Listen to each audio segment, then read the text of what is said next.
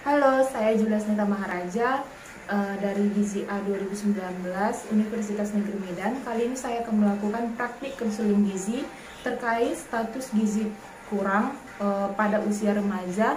Di sini klien yang saya gunakan adalah anak SMA berusia 18 tahun, laki-laki yang berat badan 50 kg, tinggi badan 170 cm, dan seorang pelajar. Baiklah, mari kita saksikan. Selamat pagi, Bu. Selamat pagi, dengan siapa? Saya Iwan, pelajar kelas 3 SMA. Oh baik, saya di sini juga Asnita Maharaja di gizi di rumah sakit ini. Sebelumnya adik mau tujuannya ada apa ke sini? Baik, Bu.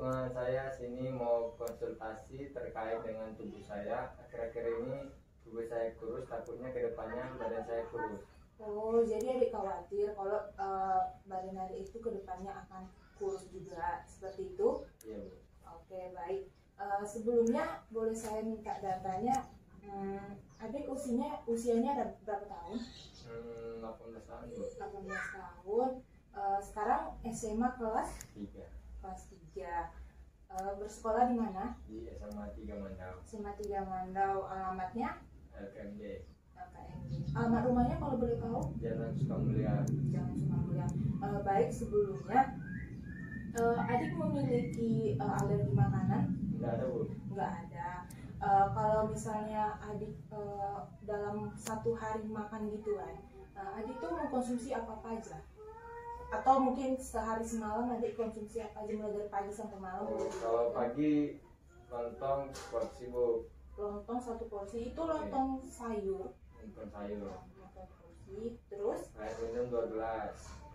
Oke, kemudian? Di siang nasi 2 sendok, ikan teri, sambal 1 sendok, sama daun pucuk ubi. Daun pucuk ubinya Tidak bersantan. Oh, tidak bersantan. Kemudian? Malamnya makan buka bersama, Bu. Buka bersama teman. Teman. Menunya apa? Ayam goreng, Ayam goreng dan nasi. nasi. Kemudian untuk berat badan adik, berat badannya berapa kalau boleh tahu? 20 kilo, 50 kilo. Tinggi badannya 170. 170. Kalau tekanan darah adik udah pernah ngecek belum? Belum, Bu. Oh belum. Boleh kita cek? Boleh.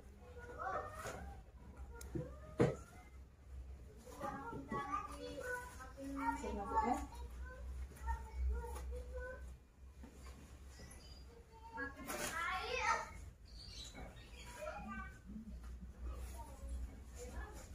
Lemaskan aja deh. Selama pengukuran jangan bersuara ya, boleh dipegang.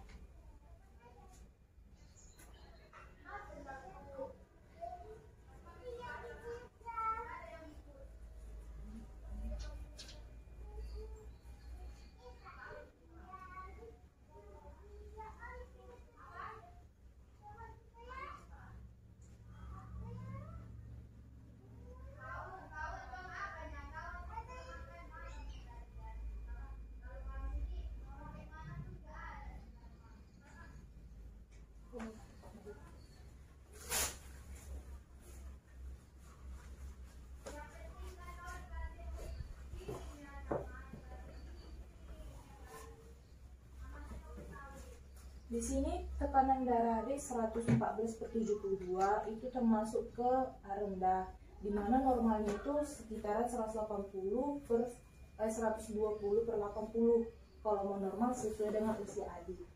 Kemudian untuk jenis-jenis pangan yang adik sukai atau ada nggak yang misalnya dari buah nggak disukai, ada atau tidak? Oh, dari buah suka semua. Suka semua. Kalau sayuran? Sayuran suka semua. Kalau misalnya kayak jenis ikan ada yang tidak disuka? Oh, ikan itu saya nggak Oh, suka. nggak suka. Dalam satu hari atau satu minggu itu konsumsi buah berapa kali? 3 kali. 3 kali. Menurut adik buah itu penting atau tidak? Penting. Penting. Oke, baik, saya akan melakukan pengukuran sebentar ya.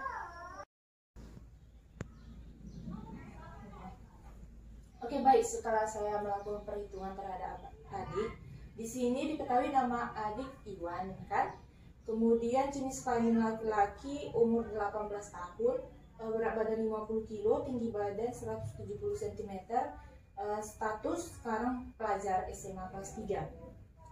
Kemudian di sini setelah dilakukan perhitungan ternyata IMT adik itu sebesar 17,30. IMT itu indeks massa tubuh. Jadi kayak status tubuh adik itu sebenarnya kurang daripada rata-rata seharusnya Kemenkes, dimana seharusnya itu rata-rata berat adik yang normal itu 18,5 sampai 22,9, sedangkan adik itu tadi 17,30, jadi itu tergolong kurus.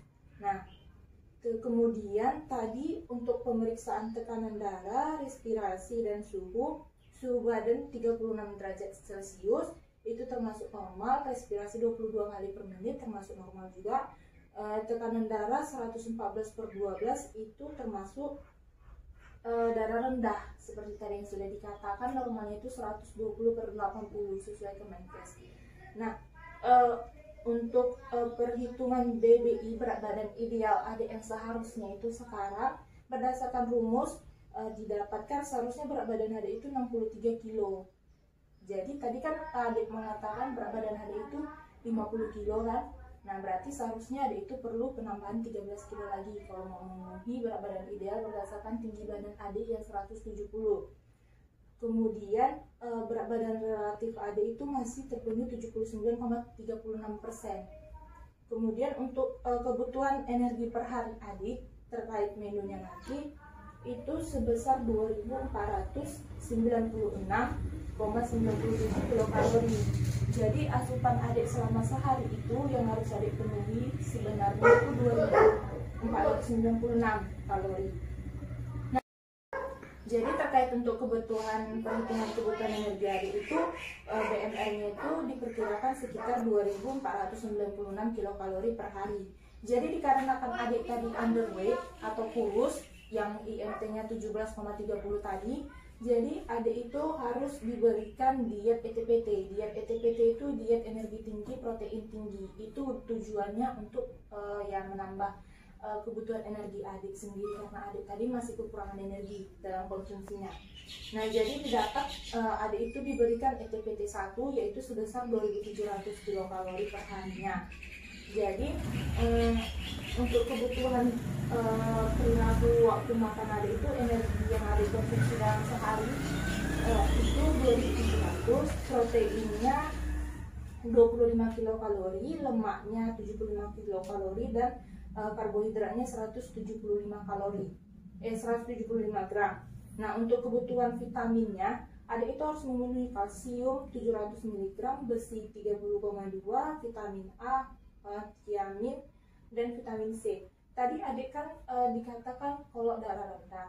Jadi sebenarnya adik itu harus memenuhi kebutuhan garam, asupan garam itu seperti ini, sebanyak 4 sendok makan sehari, atau 1 sendok teh dalam sehari, garam, gula 4 sendok makan, dan minyak itu sekitar 5 sendok makan dalam sehari. Jadi bisa diperkirakan saja dalam penggunaan pola makannya nanti. Kemudian untuk minum air putih itu seharusnya 8 gelas sehari sesuai ketentuan Kemenkes. Kemudian di sini untuk buah-buahan dan sayuran itu untuk buat 2-3 porsi dalam sehari.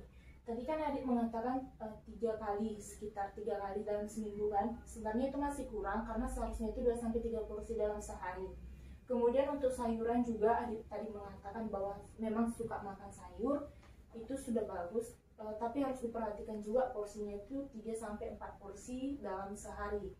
Nah, untuk jenis pangan karbohidrat bisa adik pilih, misalnya adik nggak mau makan beras atau nasi, bisa makan jagung aja, atau bisa makan ubi, atau bisa makan kentang, itu sama jenisnya, masih sama-sama dengan karbohidrat.